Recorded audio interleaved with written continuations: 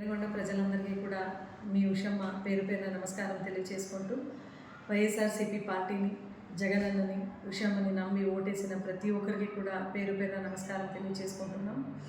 2019 నుంచి 2024 వరకు గవర్నమెంట్లో అత్యున్నత పరిపాలన మనం అందించడం, మహిళా సాధికారత, రైతులకు, పిల్లలకు, యువతలకు అందరికీ కూడా మంచి పరిపాలన అందించడం.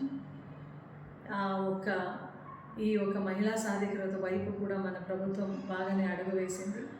అయితే ఈరోజు పెనుగొండలో ఓడిపోయినాం, అన్యాయం జరిగింది అని చెప్పడానికి ఆధారాలు లేవు. భగవంతుడైతే పైన అన్నీ కూడా చూసుకుంటాడు. బట్ పెనుగొండ నియోజకవర్గ ప్రజలందరికీ కూడా వైఎస్ఆర్సీపీ క్యాడరు, లీడరు, కార్యకర్తలందరికీ కూడా ఒక మాట చెప్తున్నాం.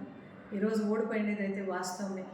అయితే 40% ఓటు పర్సెంట్ ఏదైతే ఉందో వాళ్ళు మహాకూటమిగా వచ్చినా కూడా అది తగ్గించలేకపోయినారు కూడా. వాళ్ళు ఎక్కడైతే ఓడిపోయినామో అక్కడి నుంచి మళ్ళీ బౌన్స్ బ్యాక్ అవుతాము.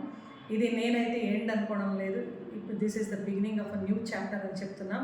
ఖచ్చితంగా పెనుగొండ ప్రజల తరపున, క్యాడర్ల తరపున, కార్యకర్తల తరపున మీ ఉషమ్మ ఎల్లప్పుడూ ఉంటుంది.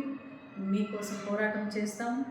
మళ్ళీ ఖచ్చితంగా జగనన్న ఆశీస్సులతో ఇంకొక నవ్యాంధ్ర నిర్మాణం కోసం అడుగువేస్తామని చెబుతూ మరొకసారి అందరికీ కూడా పేరు పేరున నమస్సుమాంజలి తెలియజేసుకుంటూ జై జగన్.